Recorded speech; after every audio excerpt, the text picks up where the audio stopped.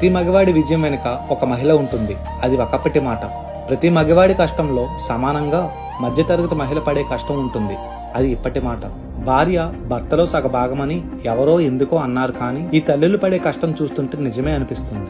బంగారం బట్టల షాపుల్లో 12 గంటల పాటు నిలబడుతూ రోజంతా రోడ్ల పక్కన ఎండా వాన లెక్క చేయకుండా పళ్ళు పూలు కూరగాయలు అమ్ముతూ తనకు తెలియని వృత్తులను కూడా అలవోకగా అలవర్చుకొని అవలీలగా ఆచరిస్తూ బరువులను మోస్తూ కుటుంబ బంధాలను బలపరుస్తూ ఇంట్లో పరిస్థితులు బాగోకో, ఇంటి యజమాని తెచ్చింది సరిపోకో, ఆడపిల్లల పెళ్లికనో తన కొడుకు మంచి చదువుకనో ఇటు ఇంటి పని అటు ఎంచుకున్న పనిని సమానంగా చూసుకుంటూ ఈ మహిళా మూర్తుల గురించి ఎంత చెప్పినా తక్కువే. మగువా మగువా లోకానికి తెలుసా నీ విలువా, మగువా మగువా నీ సహనానికి సరిహద్దులు కలవా.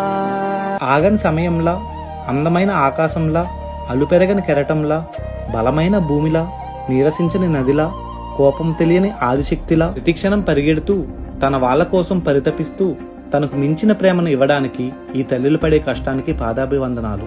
నీ కాటుక కనులు విప్పారకపోతే ఈ భూమికి తెలవారదుగా, నీ గాజుల చేయి కదలాడకపోతే ఏ మనుగడ కొనసాగదుగా.